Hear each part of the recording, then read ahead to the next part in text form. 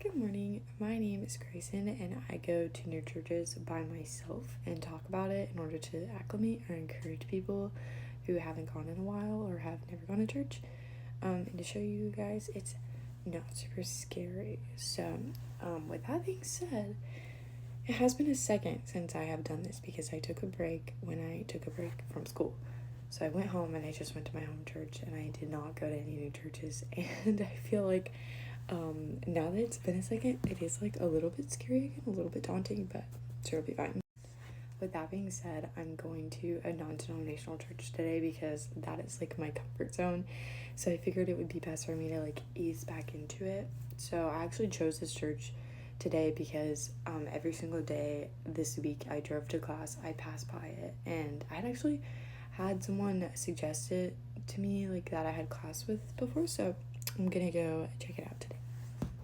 So basically, like, what I always do before I go to a new church is check out their website because that has like so much good information if you're trying to make yourself more comfortable ahead of time.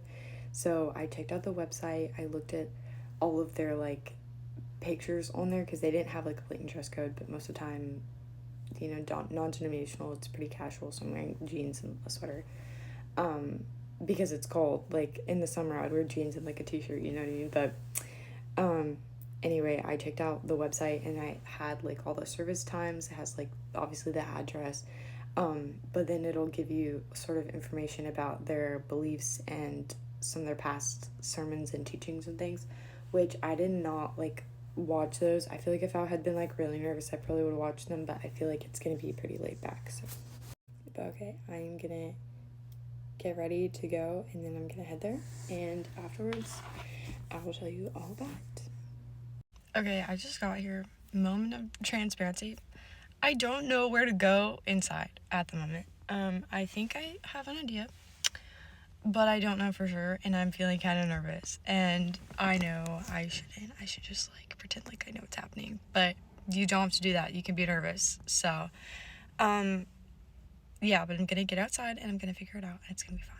I have 10 minutes. I'm 10 minutes early, so it's fine. I have 10 minutes to find where I'm going, so it'll be okay. Okay, I'm back. It is now after the service, and going in, like I was saying, I was kind of nervous. I did find the door. It was just a really small door, but they did have greeters outside, so that was helpful. I went inside and it was a lobby. There was a lot going on. They had like a coffee snack bar. There was a section that you could like take your kids to, like a kids check-in, and then there was like the auditorium was sort of like around the corner, but I just like walked around and looked around until I saw the auditorium, and then I just went in and took a seat.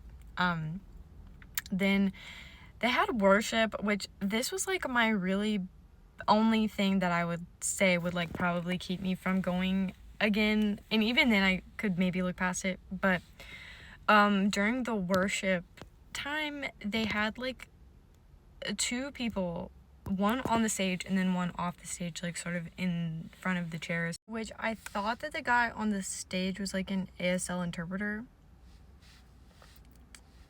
It wasn't. Like, he was just dancing, like interpretive dancing, which is fine.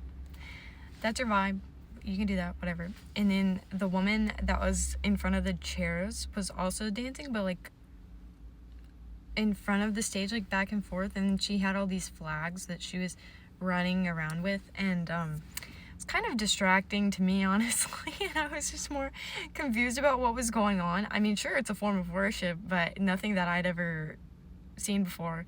And I did just find it as like really distracting because I was sitting in an aisle seat and she was just running down the aisle like with a flag, which yeah, but she did include the kids in it, so I feel like that would probably be fun for kids. But anyway, then after worship ended, which worship was really long, it was probably like 25 minutes, but after worship ended, then we had the pastor come up.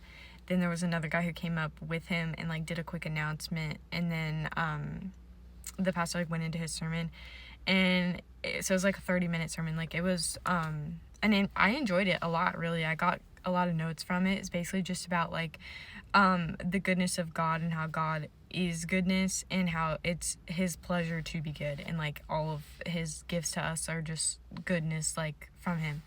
That's a very bad synopsis of it, but anyway, at the end he had us all stand up and say something that we really like feel like we need right now, like from God, and we had to like turn and talk to somebody, and I was the only person on my row. So I just turned around because I had talked before the service to the man and his daughter, like, that were behind me. So we just started talking, and he was telling me like he'd been there since the church planted and like all this stuff, and really nice guy, like was encouraging me to like come back and get involved in everything. So which I'll say that's one thing that I like don't like about doing this whole series, is that I sometimes do want to go back because the people are so nice and it's so cool, and I could see myself like getting involved there, but I can't. I have to do this. But anyways, that was really the only time though that I was like in a conversation. You definitely probably doesn't happen like that every single service, so like don't feel pressure to have to talk to people, for sure. Especially if you're with somebody else, they could say you could just turn to your like husband and say that, but I was by myself, so I just found somebody. But yeah, definitely not a lot of pressure to talk. Didn't have any weird pressure like sign up for anything. They did put a QR code up for like new people if you would like to scan and give your information so that you can stay like in the loop of things going on at the church. As I was leaving, there was someone, I actually recognized him from my school, but he was like, oh, like, you go here? And I was like, yeah. And he was like, oh, well, you should sign up for this like lunch thing next week. So I mean, there was small things like that, but nothing uncomfortable, no one trying to push anything on you, and nothing that would like be scary as a first time. Well, I was a first time visitor, but it wasn't scary. Like, it wasn't intimidating or anything to be really concerned. But anyway, I think overall it was a good experience. I'm glad that I did it. It feels good to like get back into the groove of it and meet new people and have good conversations, and yeah, I really did enjoy it. So, but if you're watching this and you haven't gone to church before, or you haven't gone to church in a long time, I promise you it's worth it. If you have a bad experience the first time, or maybe they're dancing on stage and you're like, that's kind of weird, there are plenty of churches that do not do that. So I just encourage you to keep going until you find your perfect fit, and you will, because it's out there. So just go out there and go to church. You got this. Also, online church counts.